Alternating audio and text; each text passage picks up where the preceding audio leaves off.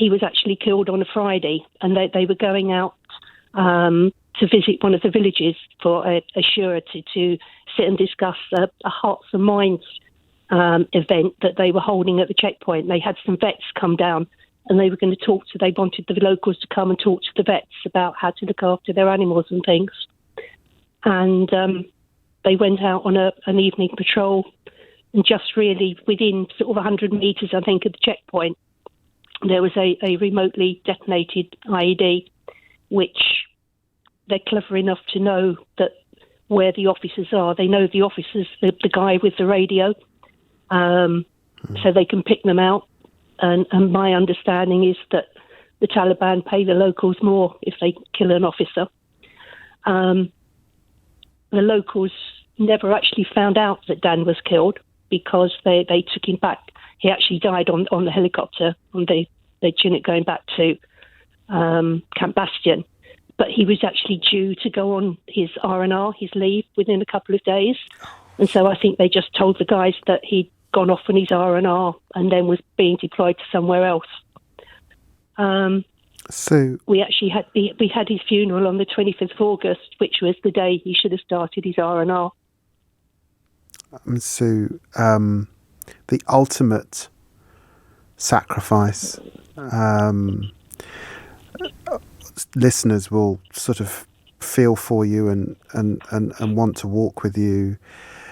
How do you feel? How do you feel today? How do you feel given where we've got to about the sacrifice that your son made? Dan never wanted to do anything else. While he was at university and then at Sandhurst, he knew that he would deploy to Afghanistan because obviously, the war was going on. So he knew he would go out there. And he felt that he would, that he was trained well enough. And that, well, obviously, he never anticipated that he would die. Having said that, he wrote letters for us to open should that situation occur, where he apologised, but also said it was the greatest privilege he ever had to be leading the rifles. So I think I'm crying now. I think we can cry together. No, don't. He was very good. I mean, it's so tough. So, in a sense, because he wanted to serve, he was doing what he wanted to do, what he was trained to do. He paid the ultimate price. And actually, they were engaged in that moment in attempting to make the lives better of those around them. Yeah. I mean, I have a scroll signed by the Queen, but basically, says he gave his life for Queen and country. And that's what it was. That's who he served. And he, as everyone knows, when you're in the army, you do as you're told. He knew that that's where he'd go. He would never question it and things. And when they're out there, he did as best he could. All his men thought very highly of him.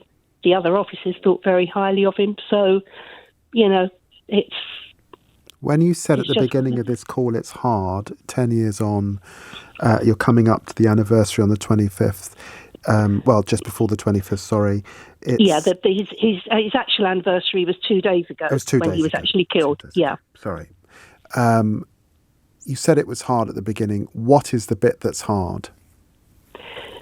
The bit that's hard now is the fact of that niggly question. I've for the last 9 years, I've justified Dan's death by the fact that he was out there. They were doing good. They were making progress, and I've gradually seen that falling apart. And really, the last week, it's that sort of that recognition of, well, maybe he just died for nothing. I have to actually believe that was his time, and wherever he was, that was his time. That's the only way I can deal with it.